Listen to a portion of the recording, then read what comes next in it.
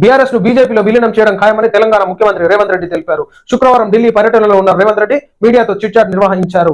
రాబోయే రోజుల్లో తెలంగాణ రాజకీయాల్లో కీలక పరిమాణాలు జరుగుతాయని పేర్కొన్నారు.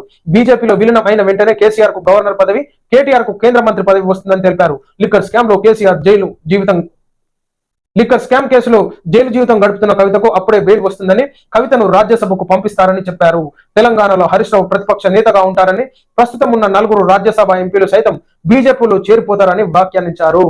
ఒకసప్పుడు తువాల పట్టుకొని ఉప్పుకొని ఇళ్ళ బదులు ఈ బీజేపీలో విలీనం చేస్తాయని చెప్పేసి ఆలోచనలు కూడా కొనసాగుతున్నాయి. మరి కేసీఆర్ కాక నేను దేశానికే ప్రధానేతను, భారతదేశానికే ప్రధానేతను అని చెప్పేసి చెప్పింది. మరి ఈనాడు ఆ పార్టీనే బీజేపీలో విలీనం చేసేటటువంటి పరిస్థితి వచ్చిందంటే ఒకసారి ఆలోచించుకోవాలి. ఓడలు బండ్లు అయితే బండోడలు అయితే అంటే ఏమో అనుకున్నాడు, సామెతలు రాస్తారని చెప్పేసి ఆ సామెతలు ఈనాడు ఈ బీఆర్ఎస్ పార్టీని చూస్తుంటే ఎన్నో సామెతలకు ప్రాణం పోసినట్టుగా ఉంది. ఈ బీఆర్ఎస్ పార్టీ పరిస్థితులు చూస్తుంటే